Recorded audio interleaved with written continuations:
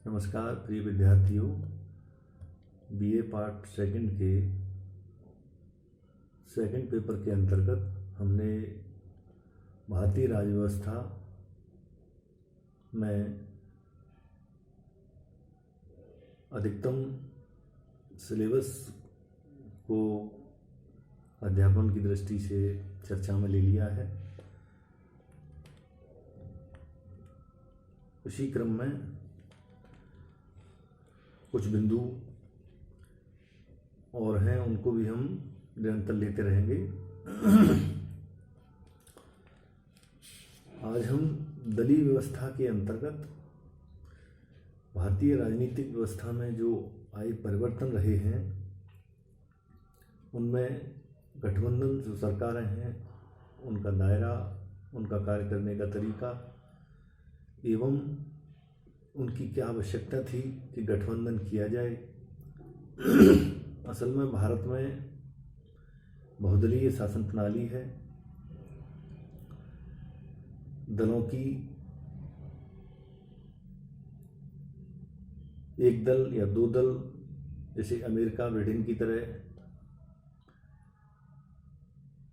नहीं है, बल्कि हमारे यहाँ कई दल मिलकर के भी सरकार बनाते हैं। बहुदलीय प्रणाली होने के कारण हमारे यहाँ कभी मूल रूप से जो कांग्रेस है या भारतीय जनता पार्टी है, इनको बहुमत नहीं मिल पाया, तो इन्होंने अपने अपने तरीके से गठबंधन सरकारें बनाई। इन्होंने अलायंस बनाए, जैसे एनडीए बीजेपी के घटक दलों का समेकित संगठन है। राष्ट्रीय जनतांत्रिक गठबंधन जिसे कहते हैं, कांग्रेस के बैनर तले जो बने यूपीए, संयुक्त प्रगतिशील गठबंधन के नाम से बने। तो इन्होंने एक विचारधारा के आधार पर अपना ऐसा स्वरूप प्रस्तुत किया कि जिसके माध्यम से हम सरकार को चलाते हुए भारत को या जनता को विकास की दिशा में किस तरह से आगे बढ़ाएं। मूल रूप से ये मंतव्य इनका रहता है। द्विदलीय प्रणाली होती तो स्वाभाविक है कि एक दल को पूर्ण जनादेश मिलता, लेकिन बहुदलीय प्रणाली होने के कारण अन्य जो गैर राष्ट्रीयकृत हैं उन दलों को भी, क्षेत्रीय दलों को भी बहुमत मिलते हैं। उसके आधार पर जो मूल जो दल हैं, प्रमुख रूप से जो प्राचीन दल हैं जिनका अस्तित्व है, जिनके नीचे रह करके अन्य दल सरकारें चलाते हैं परस्पर सहयोग से, गठबंधन से, तो आवश्यकता इस बात की होती है कि जनादेश जो मिलता है वो पूर्ण बहुमत न मिलने की वजह से गठबंधन की ओर जाना पड़ता है। खंडित जनादेश हम कहते हैं उसको, त्रिशंकु संसद का भी स्वरूप कहते हैं उसको। तो इस तरह से दलीय व्यवस्था की जो स्थितियां रही हैं 1967, 1970, 1989 में, ऐसा प्रतीत हुआ है कि भारत की दलीय व्यवस्था नवीन दिशा ग्रहण करने जा रही है। अब राजनीतिक ध्रुवीकरण की स्थिति द्विदलीय व्यवस्था प्राप्त हो जाएगी, लेकिन तीनों ही बार ऐसा नहीं हो पाया और राजनीतिक दलों की बड़ी संख्या राजनीतिक मंच पर आने लगी, दिखाई देने लगी। बहुदलीय व्यवस्था का विकास, बहुदलीय व्यवस्था में एक दल की प्रधानता से प्रधानता के लिए दो राजनीतिक दलों या दो राजनीतिक गठबंधनों में प्रतियोगिता की दिशा में हुआ। 1977 से 89 और 89 से 90 को छोड़कर स्वतंत्रता प्राप्ति से लेकर 1996 तक की भारतीय राजनीति में कांग्रेस दल की प्रधानता की स्थिति रही, लेकिन 1989 में कांग्रेस की लोकप्रियता में कमी आई, भाजपा की लोकप्रियता में वृद्धि हुई। 1998 से 2003 के समय में भाजपा ने भारतीय राजनीति के सबसे प्रमुख दल और गठबंधन के आधार पर केंद्र में शासक दल की स्थिति को प्राप्त किया।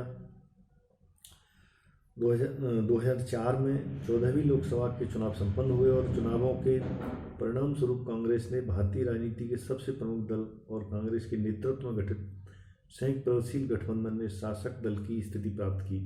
14वीं लोकसभा में विखंडित जनादेश और त्रिशंकु लोकसभा का उद्भव हुआ, लेकिन यह त्रिशंकु लोकसभा है जो कि शासन कौन करेगा, इस बात के लिए प्रसंग में अनेक चुनावी मुद्दों को, वायदों को, संभावना को लेकर आए और इसका परिणाम यह निकला कि गठबंधन की राजनीति सत्ता पर आरूढ़ होने लगी।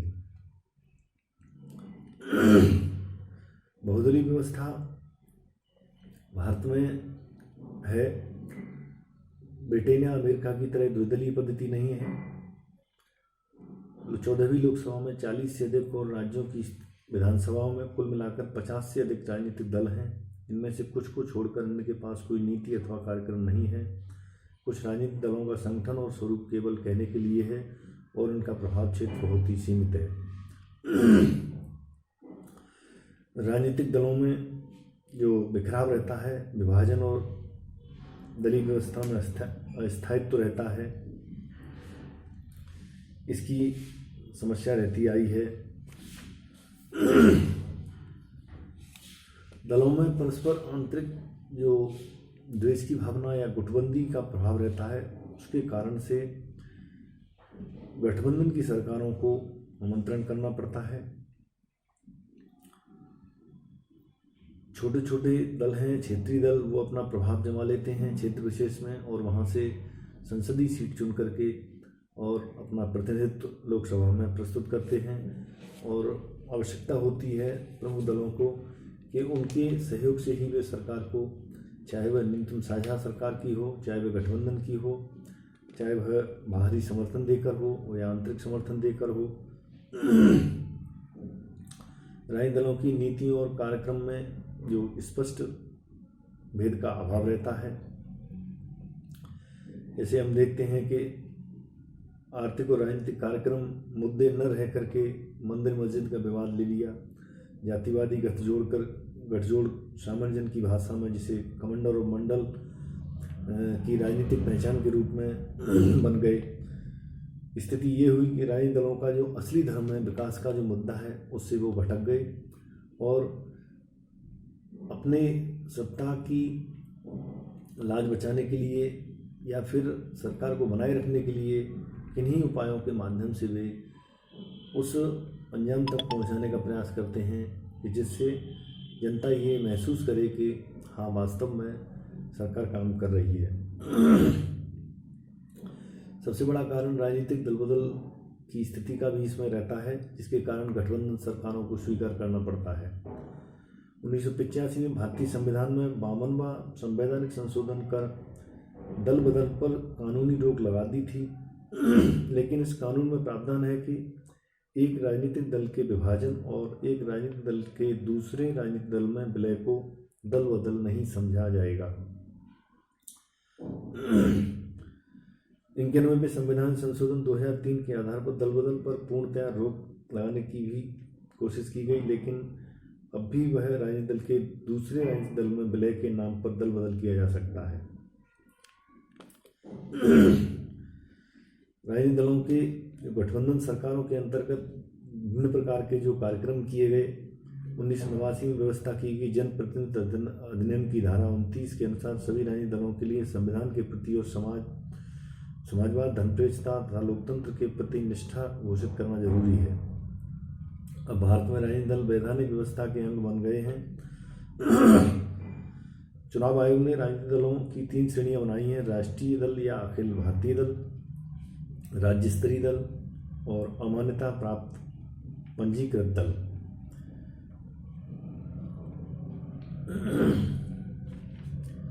अब हम देखते हैं कि भारतीय राष्ट्रीय कांग्रेस का जो प्रारंभ से ही प्रभाव रहा है, उनको नई अवधारणा ग्रहण करने की आवश्यकता या संयुक्त प्रगतिशील गठबंधन यूपीए की आवश्यकता क्यों पड़ी।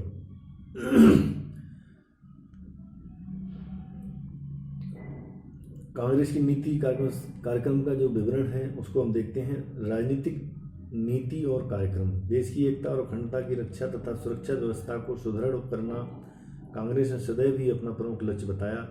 कांग्रेस द्वारा जारी किए गए घोषणा पत्रों में पड़ोसी देशों के साथ संबंध सुधारने की लगातार प्रयास करने का वचन दिया गया है।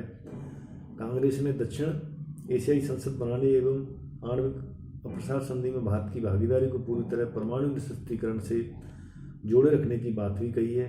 कांग्रेस सदैव ही स्वयं को धर्मनिरपेक्षता का प्रबल समर्थक बताती रही है। आर्थिक कार्यक्रम के अंतर्गत हम देखते हैं कि धीरे धीरे उदारवादी अर्थव्यवस्था की ओर उनका रुख 1980 के बाद चलता गया। 1991 में लंबे समय के बाद सत्ता प्राप्त करने के बाद आर्थिक संकट पर पार करने के लिए स्पष्ट और खुले तौर पर उदारवादी अर्थव्यवस्था को अपना लिया गया।